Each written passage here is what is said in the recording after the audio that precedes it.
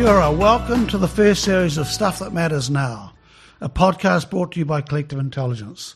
I'm Harv, aka Ian Harvey, founder of Collective Intelligence, and it's going to be my great pleasure in this series to introduce to you a bunch of really cool people who are making a difference in the world every single day. Our job here at Collective Intelligence is to help curious people evolve and become more courageous so they can tackle the stuff that's needed to make this world a better place. Before we crack on and talk about the stuff today's guest had to share with us, a big shout out to Rob McDonald and his talented team at Tiwanga Estate over there in Hawke's Bay. Not only do these guys make international gold medal winning wines, they've helped us bring this podcast to your ears. Brilliant stuff. Thank you, Rod. So, Rod, welcome back to this conversation. We had it in January. It was going to be next January when we continue the podcast, and this is a slightly different format because since I last saw you, things have changed. You've biked around Aotearoa, and you got some good weather, but it's, looking at your blog, it was bloody cold in the last week or so. That's about right. And Rod, since then, we've had this thing called coronavirus, which was a thing at the end of January when I talked to you, but I certainly didn't anticipate the impact that it's had. So, Rod, thank you for your time this Saturday afternoon in Easter and this historic time that we're going through. We've got a list. We've had a list before, Rod, and we didn't stick to it, but this time we're going to stick to the list because and try and get through this as quickly as possible. So, Rod, thank you. I'm just going to kick off. And how do you see things unfolding around the globe now in relation to the outbreak and the health aspect? This is clearly the biggest epidemic since the post-First World War flu epidemic in terms of geographic spread and number of people involved. And we're still nowhere near the numbers achieved then in terms of spread and deaths, obviously. But it is still completely extraordinary if you look back to the day that China finally contacted the World Health Organization, which was December 31st, and the numbers were minimal in China at that time. As of yesterday, we're talking on April the 11th, this was yesterday, April 10th, there were almost 1.7 million people infected around the world. So that's been the most extraordinary spread. Very much reflecting, of course, our highly interconnected world. So although borders have been closed, in many countries that was later than it needed to be, and so the virus spread. I think this is incredibly broadly. Countries and health authorities have understood that you do need to physically separate people, and I prefer that physical separation rather than social separation description, because I think it's really important that our social bonds are stronger in these times, even if our physical presence is not. You've got to do that. You've got to test very, very widely across the population to be able to identify people very early on and then completely isolate them. And in due course, we need a vaccine and a real medicine, not the sort that's being talked up by the man who thinks he's president of the United States. But a real vaccine is still a long way off. So one of the big challenges we'll get on to later is how do we start restoring some kind of partial normality back into our social interactions and economic activity in the absence of a vaccine. So how do we protect ourselves best we can in the meantime? As you look around the world, there's obviously been an extraordinary variation in how countries have performed.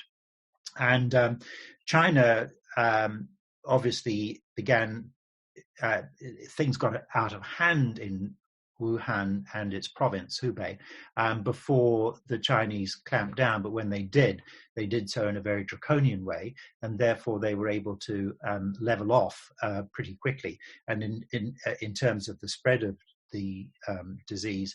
And just this past week, they've had 1 or 2 days of no new cases. But in other countries, some good steps were made. I mean, Italy's really interesting because it did some of the right things relatively early on, but did them pretty imperfectly. So execution is really important, which is why the virus ran away there and now causing enormous strains, devastating strains on its health system and people's lives and everything else. The country that worries me the most, though, is the United States, because there is no coherent, forceful, logical, fact-based response from the federal government. And that starts with the president, who not only sets the tone, but is constantly undermining efforts to bring about a strong federal response. So the Center for Disease Control, for example, based in Atlanta, has been seriously downgraded and sidelined in all this. I mean, that's only one of the examples. And it's fallen to individual states to get their act together. Some are much better than others. California went into lockdown earlier than New Zealand. And has got things reasonably under control there. Washington State is a very good example of a state that jumped on things early on. But there's still about half a dozen states that still don't have a mandatory lockdown. One of them is Arkansas, and typically they are in the center of the country, running north-south. And I think we're going to see some particularly horrendous spread there. I'll come back to talk about the US again when I talk about recovery. In terms of hearing... Just jumping in there, it was interesting. We listened to a chap at a trade and enterprise conference about a week before lockdown, and he had zoomed in from Silicon Valley, and he was supposed to be at the conference, but he said, look, I didn't come over because I wasn't sure whether I'd get back into the US. And at the time I was like, oh, that seems a bit extreme. What was interesting, he was really concerned about his country at that point. And he said, we are not set up for this. We don't have leadership. We have a whole lot of people that cannot afford not to go to work. And if they don't go to work, they won't get paid. And he said, dealing with this is going to be our biggest issue that we've faced since World War II. Mm-hmm. And at the time, I thought he was exaggerating, but he's been absolutely right. Yeah. They've got Anyway, it's interesting to see the 50 different states acting differently. Yes, absolutely. And what we're starting to see in recent days has been those leading states and some federal agencies, experienced people also from previous administrations, coming together in a formal way to try to create a coordinated federal response in the absence of the federal government. So that's encouraging. But I still have huge reservations about where the US goes from here. In terms of how we did here in New Zealand, we acted pretty promptly and not perfectly, but hindsight's a fine thing. And one of the reasons some things were not perfect, i.e., very strict quarantine of people coming into the country rather than sort of self-quarantine for 14 days, is that logistically that would have just been horrendously difficult to do. And so the government, I think, wisely refrained from doing things that it couldn't execute on right there and then, but focused on things it could do. And the government has been very clear and very articulate and on what it's doing, why it's important, and what the impact of that is, and how we're tracking all the way through this. And both Ashley Bloomfield, as Director General of Health, and the Prime Minister herself have attracted a lot of attention from overseas about the directness and clarity of that. So I think we're doing well here. Obviously, we've got lots more to do in terms of testing and tracing to make sure that we've got at least those two tools absolutely in place as we think about trying to pull back a little bit from level 4. And the third tool, obviously, is a vaccine, but we are dependent on others around the world. We can play some small role in doing that, bringing that to the world. So I think we are doing well in New Zealand. But just to set what we've done in context, we've had pretty much one of the most comprehensive lockdowns. And it's really interesting to compare us with Australia, because we've literally done the complete opposites. So in Australia, they left everything open and the government determined what should then close down. Here in New Zealand, we closed down everything and then determined what could be left open. And that's, completely different approach. In terms of how the numbers are tracking, we're doing better than Australia. But that might not be entirely because of those two different approaches. There might be other factors in there. And of course, one of the tests will be the economic impact of the way we did it versus the Australians, and therefore what the recovery looks like. But I think in terms of social cohesion, I think we're ahead of the Australians on that, which of course is an incredibly important factor in all this. And Rod, look, I think that it's great that every country has actually handled this differently, because this is going to be a long journey, and there's going to be a lot to learn from what countries did, what was good, what wasn't, and because this is not over at the end of lockdown.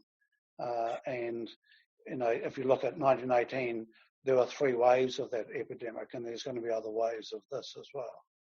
Yes, and in that context, I think by far the most important thing is for a country to be really honest and about itself as a society, culturally, in terms of social cohesion and the rest, and therefore knowing what's possible given those levels, and therefore a government doesn't try to overreach and then not be able to deliver or not be able to bring its citizens along with them. And so a differences in approach are based, of course, on all sorts of factors. But I think understanding oneself as a country is really crucial in that.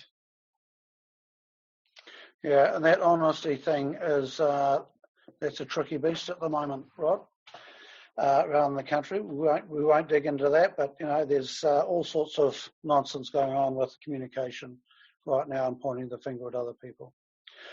Rod, so then let's move on to the economic impact. How do you see that rolling out globally at the moment as we stand today? The latest forecast from the IMF, just out a couple of days ago, gave a very broad band of estimate as to the impact on global GDP. It was literally running from about 12 or 13%, as memory serves, to about a 32% drop. And that broad band is wise, given there are so many factors in play. But the sort of an analysis that I've been reading makes it very clear that it's going to be in the 15% onwards range. And one of the interesting studies I've looked at is from some economic advisors to professional investors called Gavacal, based out of Asia and Europe. And they reckon that a 1 month lockdown this is for European economies, knocks about 10% off GDP, 2 month 20%, 3 month 30%. But what's fascinating about that is that's with by and large about half the economic activity in those countries still happening, which is quite a high proportion. To set this in context, one could use data from the Great Depression. My caution is that the world was very different then, and the responses to the Depression were shockingly bad around the world for the first 3 or 4 years, which only exacerbated things. So those were my two cautions. But from the stock market crash in October 1929, the bottom of economic activities, it varied in countries, was round about 1932 or 33. And globally, that was a 15% drop. So in other words, the global economy is shrinking now faster in, say, 3 months than it did in over 3 years during the Great Depression. One of the reasons it then recovered very slowly was the financial systems were decimated. So money supply shrank by a third in the United States as the banking system essentially collapsed. The reverse is happening now. The economies are being flooded with money, so that condition doesn't apply. But I think the economic impact is going to be deeper and run longer and be harder to repair than I think the consensus view that we're getting out of, sensible economists is suggesting at the moment. Well, I might as well jump in here about financial markets. Wall Street, for example, is banking on this being a V-shaped recession. So precipitous drop and then a very quick rebound, essentially pricing on Wall Street now is for major stocks to get through this within, say, about 6 months from through this later on in the year, because big companies are big beneficiaries of government support, and they'll be able to retool, refigure themselves and get back to business pretty briskly. I just think that's wrong on all kinds of counts. The first one is it takes, and Bank of America was reminding people of this during the week, it takes stock markets about 6 months to actually find the bottom. And so the idea that in this huge plunge, they suddenly found the bottom in about 3 weeks, and it's building back from here, is completely bonkers. Secondly, they had the biggest rise in the history of Wall Street last week. Yeah. They had the single biggest rise in history. Yeah, and we haven't even on what? Well, based on this idea that the consensus view apparently is that this is a sharp V-shaped recession of unprecedented depth, but unprecedented virile springback. And so much damage is being done to economic infrastructure, companies, people, supply chains. I just think that makes absolutely no sense at all. The one thing I point this out very, very cautiously, because the past is a guide, but not perfect to the future. If you plot US all equities from the decade leading up to the peak of the market and then the crash in October 29, and then the depth, and then how slow the economic recovery was afterwards, the Dow Jones Industrial Average didn't regain its 1929 level, its October 1929 level, until December 1965. I didn't know that. Yeah. Look, it's very naughty of me to just put that out there, because I keep stressing that the experience during the Great Depression, we're not mirroring that, but that should tell you that even if things are quite different now, they are not bouncing back in 6 months. No, and it's one of things we're percolating along pretty well, Rod. Before this, one of our saving graces is that this has not been triggered by a financial catastrophe. It's been triggered by, by a virus. So at least there was some financial robustness there before this hit. Look, well, I've now started to say something, so I should finish. But again, I need to put a very strong caveat around this. I had no idea this was going to happen in terms of the virus and the impact of it. However, I have felt for a long time that equity markets were completely detached from any kind of economic rationality. And I have resisted over the last few years taking all of our modest family investments out of the market. But I finally did in December last year. So we went entirely to cash in December last year. And it was because of trade, it was because of Trump, it was because of China-US relations, it was because of all of those things, and the sense that the valuations of companies in the market just made absolutely no sense to me. And so I'm not trying to say I was clever, because in one sense my fears there, I was being irrational about those fears, because that's not what's come to pass. Something else has happened. I just somebody who's been around market for very long. And Rod, to back that up, lots of people were saying, "What do you invest in?"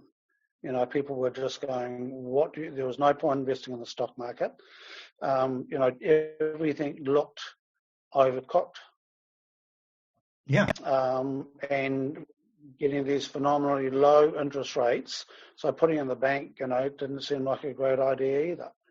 That idea is going to get worse. I think that even here in New Zealand, I don't know the odds on this happening, but around the world, getting to negative interest rates, we're awfully close. We're only a snick above zero at the moment in terms of what our banks will pay us on our deposits.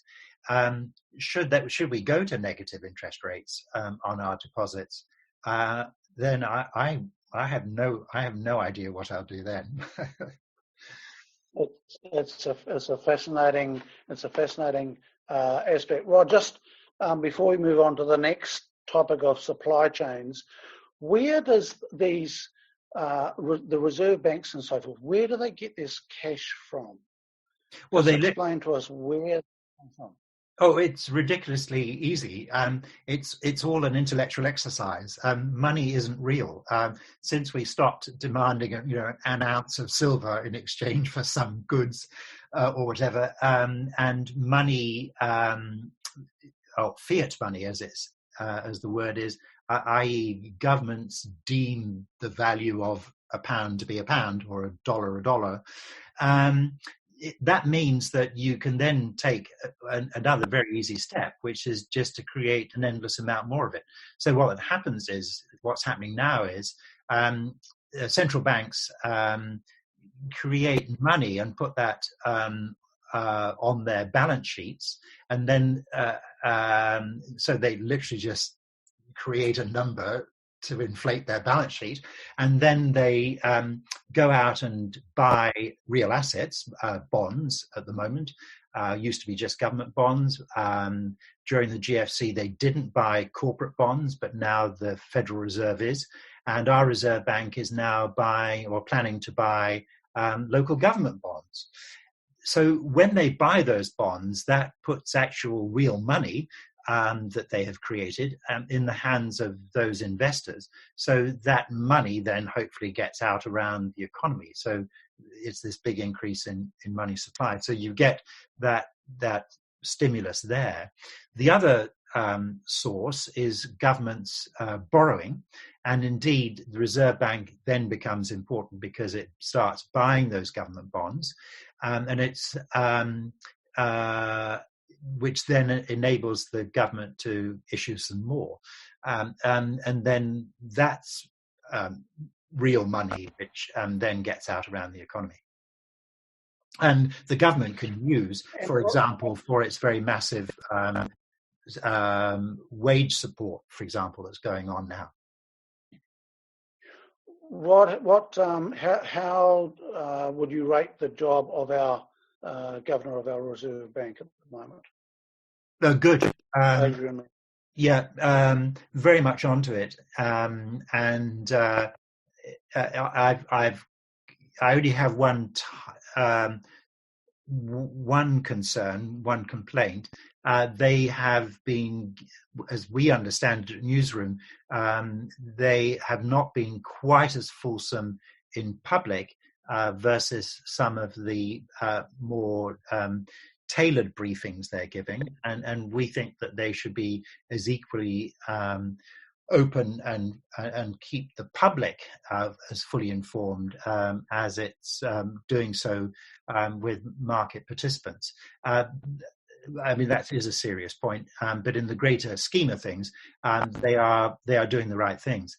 And the other great comfort is that the Federal Reserve, despite or perhaps because of all the abuse heaped on it by the president, has responded incredibly quickly. So in a matter of weeks, it's come up with far more programs, far more money than it did in 3 years in the GFC. And it's been very quick to put additional programs in place. So they've been doing a stellar job. And another really important thing that the Federal Reserve is doing now that it didn't do during the GFC is that it more fully takes on the role or understands the importance of the role of the US dollar as being the dominant reserve currency in the world. And so although in the GFC it arranged various swap programs with a number of major other central banks to reinforce that system, this time around it's made that far more widespread. And I think it's taking its role as by far the dominant reserve currency much more. They brought it far more to the fore of their policy, the response, than they did during the GFC, which is a measure of the crisis now, but also obviously full marks for responding so fast in that way. It was certainly a good practice run, the GFC, wasn't it? Yeah, people are tending to talk about it like that, although I'm not sure that some of the crucial lessons were learned. So, for example, the extraordinary austerity that was forced on many countries by their governments or by international lenders, not just some European countries, but more widely, had a huge impact negatively on societies. And in a sense, we've seen a more positive response now because during the GFC, the money was flowing to the banking system primarily and to business. But now, of course, this time around, in addition to that money, it's flowing strongly to citizens in terms of wage supports and the rest. But that's nowhere near enough in most countries, and I would include New Zealand in the not enough, to actually make sure that households come through this without being, well, to use a mild term, seriously set back by this. Yeah. So with the Rod, you wanted to talk about supply chains. What are you seeing there? What's your concerns around supply chains going forward? We've become such an interdependent global economy, and that's accelerated very fast, even just in the last sort of 10 or 15 years. So by comparison, when SARS hit China and some other Asian countries in 2002-03, China only accounted for 8% of global manufacturing value added, or global manufacturing GDP, if you like. Well, I'm kind of muddling my terms, but it's value add. It's not just a sort of a raw revenue number. So This time around, China now accounts for 25% of global manufacturing, and it accounts for a third of global economic growth. So China is far more important than it was 17, 18 years ago in SARS, both in terms of scale, but in terms of being deeply, deeply embedded in global supply chains. I did a piece on my regular Tuesday morning 9 to noon spot on Radio New Zealand in early February, I think it was, or it might have actually been late January, talking about those supply chain issues, because we thought that coronavirus was going to be a supply side shock because things weren't going to be coming out of China. And we had some of that. But of course, now that it's spread, it's become a massive demand side shock to the global economy as economies have plummeted. China has, as of Wednesday of last week, the lockdown restrictions were very substantially eased in Wuhan and its province, Hubei. And but Chinese manufacturing is not yet back to pre-virus levels, nor will it be, because now their export markets have suddenly disappeared on them because of this demand shock internationally. So we're already seeing a very steep fall in volumes of goods shipped, and down by about a third between some major export ports and their counterparts, say China to the US, and shipping schedules thinning out very rapidly. So far in New Zealand, we've been very lucky. We've got by with very, as far as has been made public, very few, if any, supply chain shocks. But the longer this goes on, which it will, the more those are going to become apparent, because, you know, people never have much of a stock of spare parts or whatever, or finished goods that they need. And yes, economic activity is very low now, so there's less demand on those things. But the more things break, or the more demand increases, I think we'll really start to see some quite big shocks coming through in global supply chains. Now, this also works the other way around. We talk about how wonderful it is that our farmers and their processors are still able to export, which is true. We dodged a bullet on having enough containers to export, because imported containers were not being emptied here because the companies were considered not essential services. And therefore, we started to run out of containers to ship things back overseas. We have an imbalance in that. In the best of times, we actually import empty containers. So that problem's been solved. The problem of ports actually operating has been solved with some very nifty rearrangement of work practices. So, for example, ports of Auckland and Tauranga is the same, have divided up their stevedores into very small teams. And those teams might be on the same shift, but they physically keep separate from one another. And there's no way that at the end of, or the beginning of a shift, when shifts are changing, that people are socializing as they did before. So that's all good. But we're starting to see this drop off in ships. And fortunately, we're going into the, in terms of the milk production curve, by later on this month, we'll be heading down pretty fast to the dry season from mid-May to sort of mid-July, where production milk volume gets down to 6-7% of 8% of peak. So that'll help. But there are going to be shocks like that, and it's going to take an awful lot of fancy footwork, which we're really good at in New Zealand, sort of patching things up as we go along, to make sure that those don't become disrupted. Yeah, I mean, a great example is just watching how quickly the log export just stopped, so quickly. And, at the time I thought, whoa, that's a big deal, isn't it? The logs have stopped going to China. And that was really just the beginning. I'm not sure if those have started flying yet or not. I think they're about to, but the first thing that needs to happen is the industry needs to get back into the forest to start logging again. And there is huge, there's a domestic impact of that because of the trees harvested. Obviously, most go overseas, sadly, in high proportion in logs. But we need some harvesting for domestic production of pulp and paper for packaging here, for example.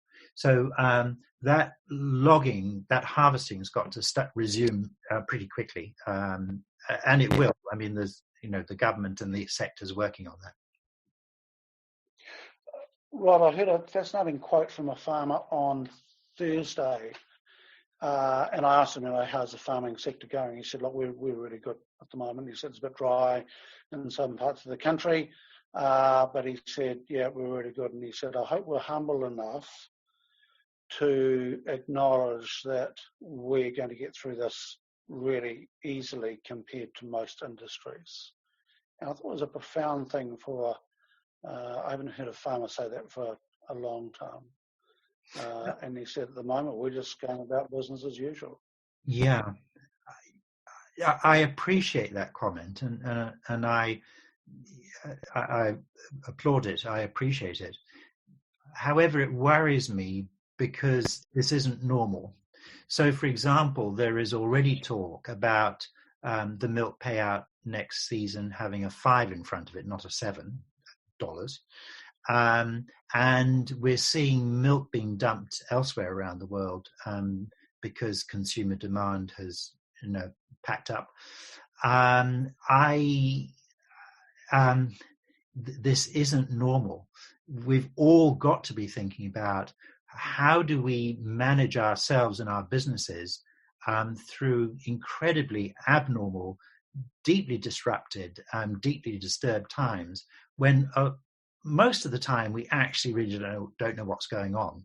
We're having to fly by a control panel in front of us with a few instruments working intermittently while others are giving really random, spurious indications of what's going on.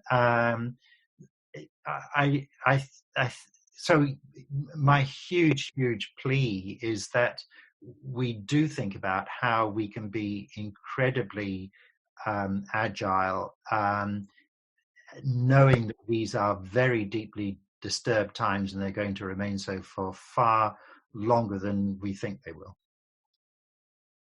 And I'm sorry that might seem like a very at first hearing a very negative message. I just think erring on that side of serious caution is not a plea to paralyze ourselves in this. Forward movement is really important. It's like riding a bicycle. You've got to have some forward momentum, but we've got to be looking very sharply, intently at the road right in front of us and further ahead, because there are massive potholes to avoid. Yeah. And Rod, look, this farmer was talking about the situation as it is right now. He wasn't ignoring the fact that there were going to be repercussions going forward. So, Rod, to wrap this up, what moving forward, and that's a great analogy about riding a bike, that having some forward momentum makes it a whole lot easier to ride, and to sit still on a bike is pretty difficult.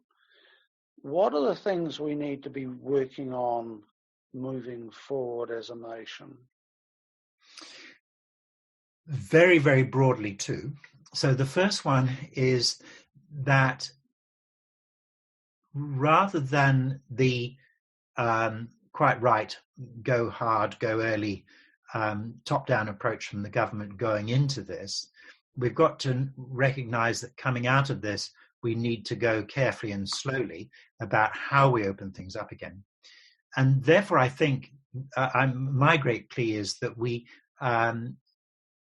put the onus back on ourselves, whether you run a company or how you sort of run your life, to make sure that you're doing so in ways that are as strongly compliant as you can possibly be with the very strict health protocols, which have helped us drive down the transmission rate, and it's going to keep that transmission rate very, very low, if not eradicating it altogether. So that means that if you run a company, how on earth do you disaggregate your business and your workforce so people can work in little bubbles like those stevedores, and the company still function? So remote working is easy if you're essentially a white collar business with lots of people at computers, but that's not true about manufacturing or warehousing or other businesses where physical activity brings people together. So how do you reorganize those businesses so people can be quite separated? And then how can government, but society as a whole, trust people to hold themselves up to those high standards? Because we can't have, there's not enough government inspectors or anybody else to go around to make sure we're all doing the right thing. So there needs to be real transparency there, but crucially there needs to be a recourse mechanism where if somebody's unhappy or feel that something's not being done right, there is a way to get that concern out there so it can be worked on. Because I think that's the key to being able to bring back economic activity. And again, the government, of course, will set the pace on that as it's keeping the epidemiology and our response to the virus, firmly in its sights. So that's my first plea, is that we all figure out how we can lead our lives in ways that absolutely knock the virus on the head, and yet bring some economic activity back. Emphasizing absolutely that it's the health priority, which is absolute paramount in this. Then the second one is just... And you mentioned transparency being a key part of that, Rod. Yes, absolutely. But then the second one is to be looking ahead. And one of the things that I found very exciting, talking to a fair few companies about this over the last month, is that many companies that I have been speaking to, particularly larger ones that are internationally connected, were onto this really early. So, for example, Z Energy activated its crisis management process about the third week of January, because it could see where this was going. And of course, it knew straight away that it wasn't dealing with a conventional crisis, i.e. a problem with an asset that was short-lived or a disruption like that. This was kind of like everything was disrupted, going to be rebased. But time and again, the message that's come back from these people is that we know that the future will be quite different from the recent past. And therefore, we're trying to do things now which deal with the situation now, but at the same time, help pave us towards that new future that we don't really know what it's like, but we know is going to be changing. So I think I'm really pleased by the foresight, by the inventiveness, the innovation going on there, but also the determination to make sure that we're doing things better as we come out of this. And of course, on the better, I have high hopes about how we will seriously deal with climate change and all the other issues of deep unsustainability, how we will deal with very poorly paid workers, particularly those on the front line, how we deal with inequality and all sorts of other issues. I mean, I've got high hopes. I have no idea whether they'll be fulfilled, but I think it's really important for us to put a stake in the future about where we want to get to. Yeah, it's interesting, Rod, because there are so many things being exposed at the moment as not working. The GFC, I think we rebounded from that too easily, and not enough actual systemic change happened. I think this one is going to expose all sorts of issues out there and show us that we do need to rely on each other, and the system of needing more billionaires in the world is not the answer to having a healthy economy. And so it's going to be very interesting. I know there's lots of young entrepreneurs at the moment very excited about this, very excited that they're going to have more influence in building a new future than they would have before, and that a lot of the things that they were battling before are starting to crumble. And it's quite interesting to see that excitement. I know it's going to be tough, but it's like, they're very excited about the fact that they could have a chance to build a new future. Absolutely. So, Rod, thank you for your time. This was due next January, but I thought let's interject now. And people, I was getting messages from people asking for a follow-up. When are you interviewing Rod again? And I said next January. And they went, well, no, we can't wait for that time. So, Rod, a different style of interview, and thank you for your time. It's the wonderful thing of being a generalist like yourself is that you've got this broad view of things. Is there anything we haven't covered today that you'd like to finish on? I'd just like to thank you for giving me a chance to say one more thing. What's very much on my mind as I sort of think about how we progress from here, and I'm going to deal at an absurdly sort of broad level. It seems to me that crises like this tend to exaggerate or make far more obvious what each of our personalities are, how we respond to things, and both positively and negatively. So for me, the really interesting question is, to what extent, though, will this change how they see the world or how they respond to things? And it can go both ways, that some people will find themselves energized by this and be more eager for change and to be more effective.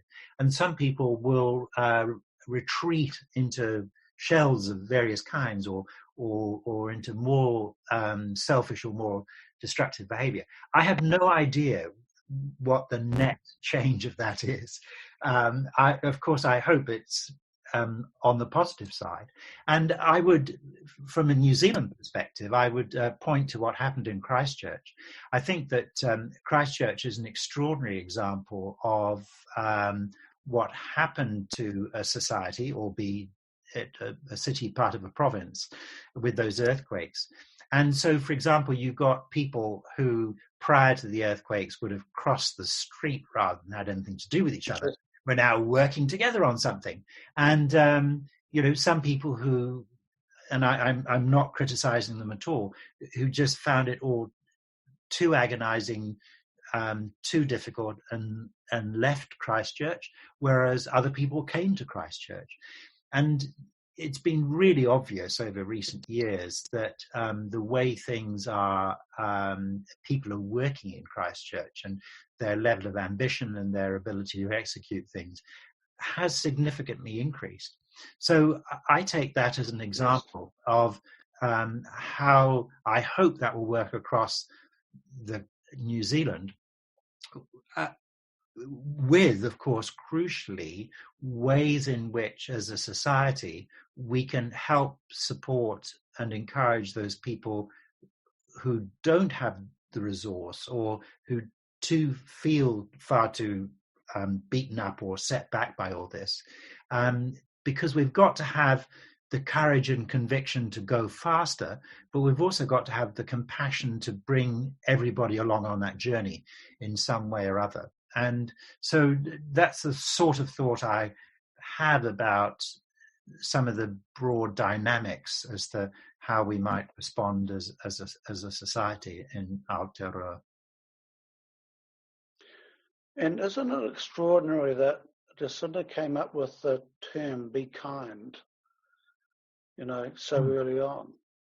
because that's going to be relevant for a long time, Rod. It's extraordinary. We've got this young Prime Minister who is possibly the most battle-hardened leader around the world with what she's been through in such a very short time. It's an extraordinary phrase that she came up with very early on, of just being kind. And I think that's going to needs to be kept at the fore for a long time. Yes. Permanently, even. Yeah. Rod, thank you very much for your time. Really appreciate it. Love your broad sense of what's going on in the world. I've never wondered where money came from with those central banks, but now I do. They just make it up. The interesting thing is that I've got a huge amount of respect for Aotearoa, and I think that's a really good message, that if he got out and started communicating more, might be a good thing. Yeah. But of course it seems... So, Rod, thank you. What's that? I was going to say, it seems terribly unfair that the Reserve Bank can make up however much money it wants, but the rest of us can't. I'm thinking we could become a reserve. No, it would be complete anarchy if otherwise. No, it's right. I'm happy they have that role and nobody else does. Bless it. Bless it. You've just been listening to an episode of Stuff That Matters Now, brought to you by Collective Intelligence. I hope you enjoyed listening to the fun stuff, the rugged stuff, and the complete stuff-ups that have helped this particular Collective Intelligence member evolve while making the world a better place. Do check out our Stuff That Matters Now podcast series on your favourite podcast provider, or visit our website www.collectiveintelligence.co.nz to get links to new episodes. Contact us if you want to learn more about how we can help you evolve yourself and others. Thanks for listening.